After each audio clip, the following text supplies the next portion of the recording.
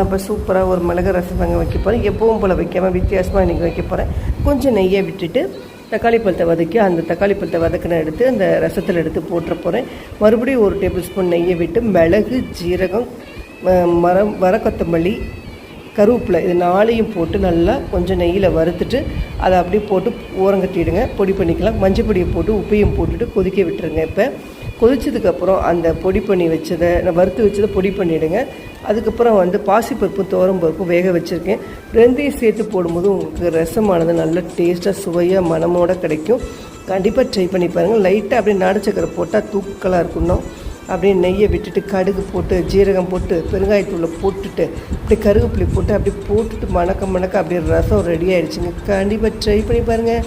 பிடிச்சிருந்தாலும் லைக் பண்ணிக்கோங்க, ஷேர் பண்ணிக்கோங்க, மறக்காமல் சப்போர்ட் பண்ணுங்கள். நம்ம அடுத்த நல்ல ரெசிபியில் பார்க்கலாம். டாடா.